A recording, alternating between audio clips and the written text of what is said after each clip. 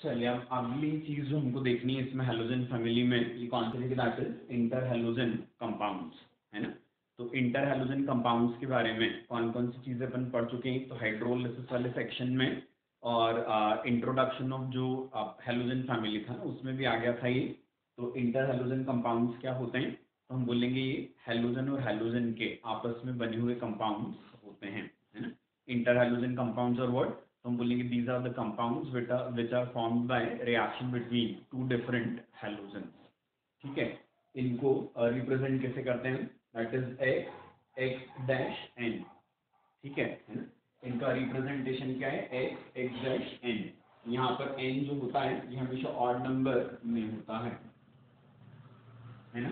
वजह इसकी क्या होती है तो हम बोलते हैं हैलोजेंस का जो इलेक्ट्रॉनिक कॉन्फ़िगरेशन है, ये इलेक्ट्रॉनिक कॉन्फ़िगरेशन क्या, दैट इज NH2 NP5। इधर क्या होता है, ये डी ऑर्बिटल वैकेंट है ना फ्लोरीन को छोड़कर। तो कौन सी चीज होती है, तो हम बोलेंगे यहाँ पर ये जो एक अनपेयर्ड इलेक्ट्रॉन होता है उससे एक बॉन्ड बन सकता है।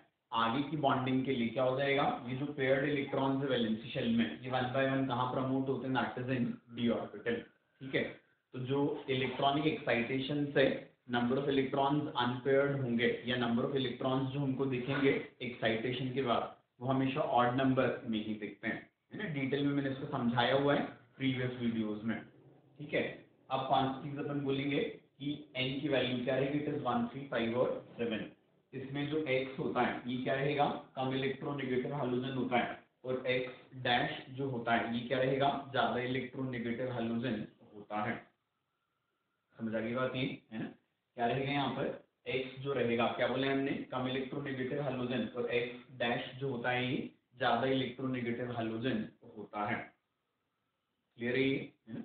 अगली चीज जो अपन बोलेंगे इसमें ना, ये कौन सी वैल्यू होती है कि इंटर हैलोजन कंपाउंड्स जो होते हैं ना इनको बनाने का तरीका यदि हम देखें तो क्या हो जाएगा, क्लोरीन फ्लोरीन की रिएक्शन यदि आप 437 केल्विन पर करवाओगे तो क्या बन जाता है, ClH बन जाता है इसमें ना, दैट इज क्लोरीन फ्लोराइड, है ना।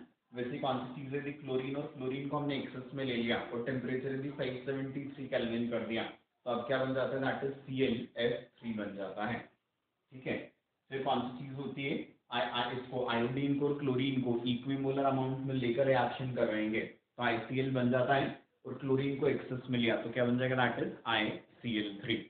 ठीक है, फिर ब्रोमीन और फ्लोरीन के रिएक्शन है ना, ब्रोमीन को अपन ने डाइल्यूट किया विद वाटर तो BrF3 बन जाता है, और यदि हमने फ्लोरीन को एक्सेस में ले लिया तो क्या बन जाएगा, दैट इज BrF5 बन जाता है ना। तो ये नॉर्मल रिएक्शंस हैं, ये सारी NCERT बेस्ड रिएक्शंस ही हैं। ठीक है, तो ये इंटर हैलोजन कंपाउंड्स की प्रिपरेशन है ना। अब इसमें हमको ये चीज ध्यान में रखनी है कि इंटर हैलोजन कंपाउंड्स जो होते हैं ये लो ऑक्सीडेशन स्टेट वाले कब बनते हैं, तो हम बोलेंगे जब डिफरेंस ऑफ इलेक्ट्रोनेगेटिविटी कम हो दो हैलोजेंस में और इनके रेडियस रेशो में भी ज्यादा डिफरेंस नहीं है। समझ आ गई बात ये, है ना। तो क्या बोले हमने कि लो ऑक्सीडेशन स्टेट वाले इंटर हैलोजन कंपाउंड्स जो होते हैं इनके फॉर्मेशन के लिए कंडीशन क्या है, इलेक्ट्रोनेगेटिविटी डिफरेंस और रेडियस रेशो दोनों कम होना चाहिए। ठीक है, और हाई ऑक्सीडेशन स्टेट वाले इंटर हैलोजन कंपाउंड बनने के लिए क्या जरूरत होगी, तो हम बोलेंगे रेडियस रेशो में भी डिफरेंस ज्यादा होना चाहिए और इलेक्ट्रोनेगेटिविटी में भी डिफरेंस ज्यादा होना चाहिए। आया पॉइंट समझ में, है ना। तो क्या बोला हमने, लो ऑक्सीडेशन स्टेट में इंटर हैलोजन कंपाउंड्स तब बनेंगे जब क्या रहेगा, इलेक्ट्रोनेगेटिविटी डिफरेंस कम और कौन सी चीज रहेगी, रेडियस रेशो में भी डिफरेंस कम होता है। और हाई ऑक्सीडेशन स्टेट वाले इंटर हैलोजन कंपाउंड्स कब बनेंगे, जब इलेक्ट्रोनेगेटिविटी और रेडियस रेशो दोनों में डिफरेंस ज्यादा होगा। क्लियर बात ये, है ना।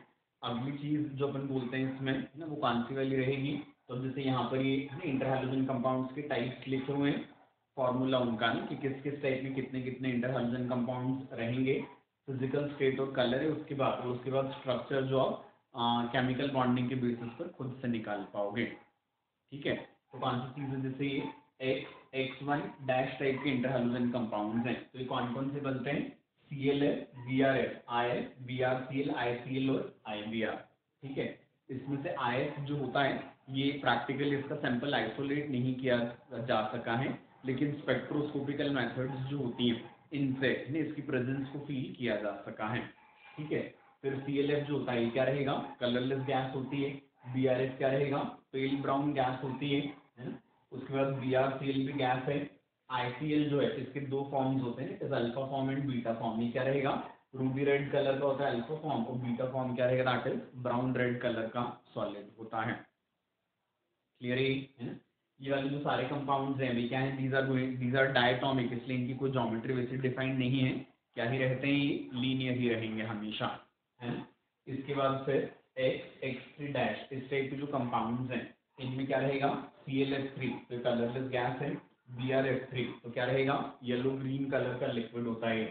IF3 क्या रहेगा, it is yellow powder. ICl3 जो होता है ये क्या रहेगा, दैट इज ऑरेंज सॉलिड होता है ना। ICl3 जो होगा ये क्या हो जाता है, डाइमराइज होकर I2Cl6 बना लेता है ना। ICl3 में टेंडेंसी रहेगी कि डाइमराइज होकर क्या बना लेता है, दैट इज I2Cl6 बना लेता है। समझ आ गई बात ये। अब यहाँ पर क्या दिख रहा है हमको, तीन तो बॉन्ड पेयर बने हुए हैं, क्या रहेगा यहाँ पर, सेंट्रल एटम पर दो लोन पेयर छूटे रहेंगे। इस वजह से ये वाले जो कंपाउंड्स होते हैं इनका स्ट्रक्चर क्या रहेगा, that is bent T shaped होते हैं, है ना। सब के सब क्या रहेंगे, they are with 3 bond pairs and 2 lone pairs, तो क्या रहेंगे, बेंट टी शेप के होते हैं। आगे बात समझ में है ना। इसके बाद से ये X-5 ये वाले कंपाउंड यदि हम देखेंगे तो क्या हो रहा है, इनका नंबर जैसे कम कम होता जा रहा है, ये बनेगा IF5, BrF5 and ClF5। IF5 क्या होता है, दैट इज कलरलेस गैस है, बट 77 केल्विन के नीचे ये सॉलिड होता है ना। BrF5 भी क्या रहेगा, कलरलेस लिक्विड है। ClF5 जो होता है this also is what, that colourless liquid. समझ आ गई बात ये, है ना। इसमें हम क्या बोलेंगे, सेंट्रल एटम पर क्या है इस बार, 5 बॉन्ड पेयर और 1 लोन पेयर बचा, तो ये क्या बोलेंगे, दैट इज स्क्वायर पिरामिडल। समझ आ गई बात ये सभी क्या रहेंगे, दीज आर स्क्वायर पिरामिडल होते हैं। क्लियर है ना। इसके बाद से कौन सी चीज अपन बोलेंगे, X-7, इस टाइप का सिर्फ एक ही इंटर हाइड्रोजन कंपाउंड होता है IF7, और वो भी क्या रहेगा, कलरलेस गैस होता है।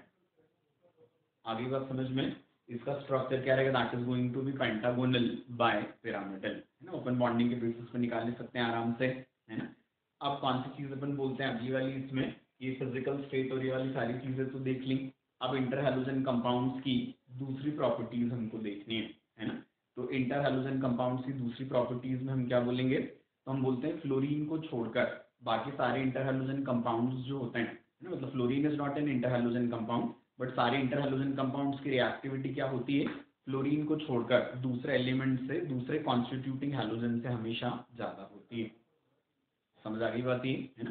क्या बोले हमने, तो हमने बोला इट इज सारे इंटर हैलोजन कंपाउंड्स जो होते हैं ये क्या रहेंगे, अपनी कॉन्स्टिट्यूटिंग हैलोजन से ज्यादा रिएक्टिव होते हैं फ्लोरीन को छोड़कर, है ना। वजह इसकी क्या होती है, तो हम बोलेंगे इसमें जो एक्स डैश के बीच में बॉन्ड बना था ये क्या रहेगा, एक्स बॉन्ड से वीक होता है फ्लोरीन वाले को छोड़कर, ऐसा एनसीईआरटी में लिखा हुआ है ना। यहाँ स्पेसिफाई क्यों कर रहे हैं अपन, क्योंकि आयोडीन की बॉन्ड डिसोसिएशन एनर्जी तो फ्लोरीन से भी कम होती है, तो वो भी मेंशन करना चाहिए था बट उन्होंने किया नहीं है ना। तो ये स्टेटमेंट अकॉर्डिंग टू एनसीईआरटी सही है ना, टेक्निकली इनकरेक्ट है थोड़ा ही, है ना। तो कौन सी चीज बोली हमने कि इंटर हैलोजन कंपाउंड्स जो होते हैं अपने कॉन्स्टिट्यूटिंग हैलोजन से हमेशा ज्यादा रिएक्टिव होंगे फ्लोरीन को छोड़कर, वजह इसकी क्या होती है, तो हम बोलते हैं एक्स डैश का जो बॉन्ड होता है it is weaker then x bond. आगे समझ में है ना। तो इस वजह से इंटर हैलोजन कंपाउंड्स जो होते हैं वो क्या रहेंगे, मोर रिएक्टिव होते हैं। आया इतना समझ में। फिर कौन सी चीज होती है, जैसे ये लोअर ऑक्सीडेशन स्टेट वाले, जैसे ये है BrF, ठीक है, तो ये क्या हो जाता है, तो हम बोलेंगे इनमें डिसप्रोपोर्शनेट होने की टेंडेंसी होती है ना। कौन सी चीज हम बोलेंगे, कि जो लोअर ऑक्सीडेशन स्टेट में इंटर हैलोजन कंपाउंड्स होते हैं ना, क्या हो जाएंगे, ये डिसप्रोपोर्शनेट हो जाते हैं ना। तो BrF किस में जाता है, Br2 प्लस BrF3 में। समझ आ गई बात ये, है ना। इसके बाद फिर अगली चीज जो अपन बोलेंगे इनमें, है ना, ये कौन सी वाली होती है, तो हम बोलेंगे कि जो इंटर हैलोजन कंपाउंड्स होते हैं इनका हाइड्रोलिसिस भी अपन ने डिटेल में कहाँ पर देखा हुआ है, इंटर वो इसमें SN2 हाइड्रोलिसिस ना, हाइड्रोलिसिस में अपनी काफी डिटेल में विद मैकेनिज्म पढ़ी हुई रिएक्शन। अभी अपन स्टेटमेंट और कुछ 2-4 एग्जाम्पल देख लेंगे रिएक्शंस वाले से, है ना। जैसे कि कौन सी चीज होती है, इंटर हैलोजन कंपाउंड्स के हाइड्रोलिसिस के समय पर, है ना, क्या होता है, तो हम बोलेंगे जो कम इलेक्ट्रोनेगेटिव हैलोजन होता है वो क्या बनाएगा, हमेशा अपना ऑक्सी एसिड बनाता है ना, in the same oxidation state as it was in what that inter halogen compound, है ना। इंटर हैलोजन कंपाउंड्स के हाइड्रोलिसिस के टाइम पे कम इलेक्ट्रोनेगेटिव हैलोजन क्या बनाएगा, हमेशा अपना ऑक्सी एसिड बनाता है। ऑक्सी एसिड में उसका ऑक्सीडेशन नंबर वही होगा जो कहाँ पर था, उसका इंटर हैलोजन कंपाउंड में था। समझ आ गई बात ये। जो कम इलेक्ट्रोनेगेटिव, जो ज्यादा इलेक्ट्रोनेगेटिव हैलोजन होगा वो क्या बनाएगा, हमेशा अपना हाइड्रोजन हैलाइड बनाता है। क्लियर है, वो हमेशा क्या बनाएगा, अपना हाइड्रोजन हैलाइड बनाता है। क्लियर है ना। अब अपन कौन सी चीज इसके एग्जांपल्स देख लें तो आपको अच्छे से समझ में आ जाएगा, है ना। तो अब जैसे ये सबसे ऊपर वाले ही देख लेते हैं ना, that is what it is ClF। ठीक है, तो ClF के हाइड्रोलिसिस पर कौन सी चीज होगी, तो कम इलेक्ट्रोनेगेटिव हैलोजन कौन है यहाँ, क्लोरीन। ऑक्सीडेशन नंबर कितना है, +1। तो क्या होगा यहाँ पर, इसका तो बना है ऑक्सी एसिड, ठीक है, और जो ज्यादा इलेक्ट्रोनेगेटिव हैलोजन था इसने क्या बना लिया, अपना फ्लोराइड बना लिया। आगे समझ में है। इसके बाद फिर हम कौन सी चीज बोलेंगे, जैसे ये इसको देख लो ना, इट इज IF3 की हम बात कर लें अगले उसमें सब में से एक एक एग्जांपल ले लेते हैं। तो IF3 की जब वाटर से रिएक्शन होगी तो इस बार कौन सी चीज है, आयोडीन जो है ये किस में है, दैट इज इन +3 का ऑक्सीडेशन स्टेट। तो अब +3 वाला ऑक्सी एसिड कौन बनाएगा, iodine, that is HiO2 plus कौन सी चीज बनेगी यहाँ पर, इट इज HF, है ना। अब हालांकि अपन ने ऑक्सी एसिड वाले सेक्शन में क्या देखा था कि +3 वाले ऑक्सी एसिड ब्रोमीन आयोडीन के लिए एग्जिस्ट नहीं करते हैं, बट यदि क्वेश्चन पूछा है तो अपनी को रिपोर्ट से यही करना पड़ेगा। समझ आ गई बात ये, है? अब एक निकाल लेते हैं अपन यहाँ से, दैट इज BrF5 लेते हैं।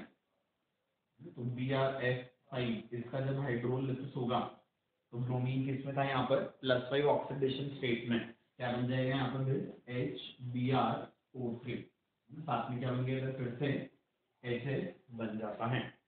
क्लियर। और ये इस वाली कैटेगरी में तो एक ही होता है, इसी को ले लेते हैं अपन, दैट इज IF7। इसमें आयोडीन किस में था, +7 ऑक्सीडेशन स्टेट में, तो यहाँ क्या बन जाएगा, तो हम बोलेंगे +7 वाला oxy acid that is HiO4, साथ में इट इज HF। तो कम इलेक्ट्रोनेगेटिव हैलोजन हमेशा क्या बना रहा है, oxy acid in the same oxidation state. और ज्यादा इलेक्ट्रोनेगेटिव हैलोजन क्या बनाता है, हमेशा अपना फ्लोराइड बनाता है। आगे बात समझ में है ना। तो इस तरीके से कौन सी चीज देखी हमने, इंटर हैलोजन कंपाउंड। अब ये इंफॉर्मेशन थोड़ी सी याद करने वाली है ज्यादा, पर कर लेंगे अपन, कोई दिक्कत नहीं, क्योंकि ये थोड़ा इसका लॉजिकल पार्ट था। इंटर हैलोजन कंपाउंड्स की फॉर्मेशन के रिएक्शंस आर एक्सट्रीमली सिंपल, है ना। तो कोई खास बात नहीं, 2-3-4 जगह कलर्स हैं वो याद रखने पड़ेंगे अपने को बस। आगे समझ में अच्छे से